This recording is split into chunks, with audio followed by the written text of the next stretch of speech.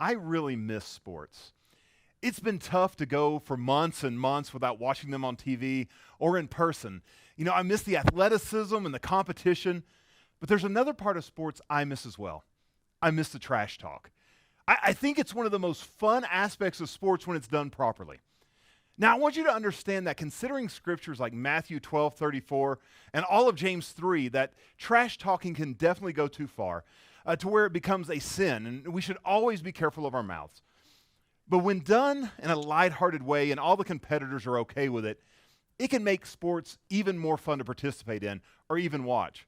I've done it my whole life, from playing backyard sports in elementary school to church leagues, all the way up to last football season when I was texting a friend as I was sitting in my recliner with my team up by 1 with under 2 minutes to go on the clock.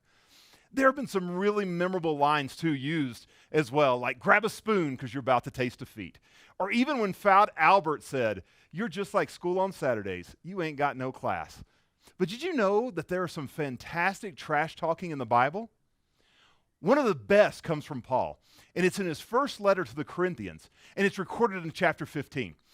It's in these verses that Paul starts with some fantastic trash talking, and he even incorporates some quotes from the Old Testament while he does it.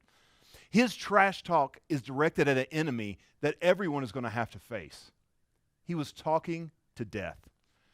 As I read through this entire chapter up to this point, I can just imagine how fired up Paul is getting after all that he has said about the resurrection, and then he just lets death have it. He says this, "Death, you are swallowed up by victory." Hey, death, where is that victory? How about your sting?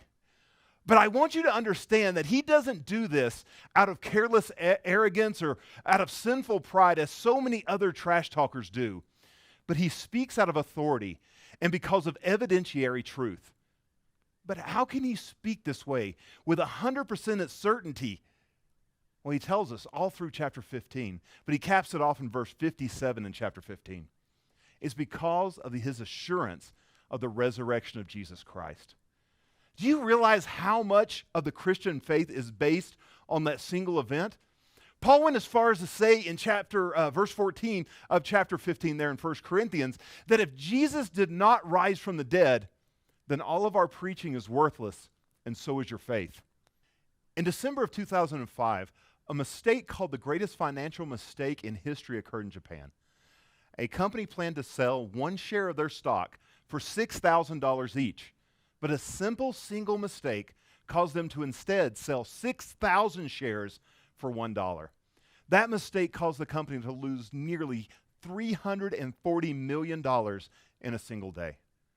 But do you realize that if you're wrong about the resurrection, that mistake will be even more costly in our lives?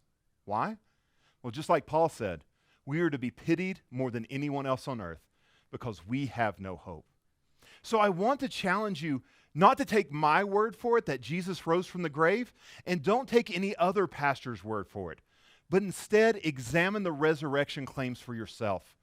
This challenge comes straight from Scripture because it's the same invitation that was extended and recorded in the Gospel of Matthew when the two Marys came to visit the tomb of Jesus on that Sunday morning. An angel told them that Jesus wasn't there, but he had risen from the dead just like he said he would. But then the angel invited the ladies to come into the tomb and see it for themselves. It's the same thing that the Bereans were commended for in the book of Acts, for searching the Scriptures to see if the things that they had heard were true.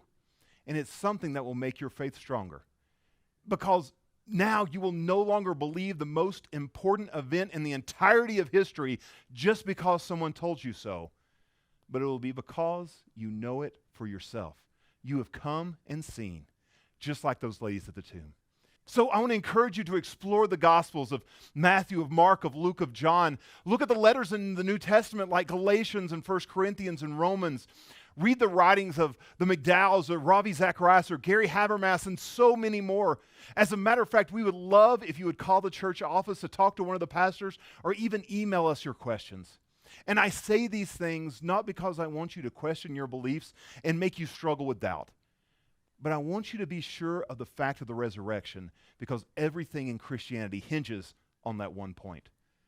I want to leave you with one of my favorite apologists' favorite sayings of Jesus. The late Ravi Zacharias said that when dark times come, and you know they will come, he is able to stand on the promise that Jesus made in John 14:19. And because of this assurance of the resurrection, this is what Jesus said: because I live, you will live also. Do you have that same assurance today? If not, you can.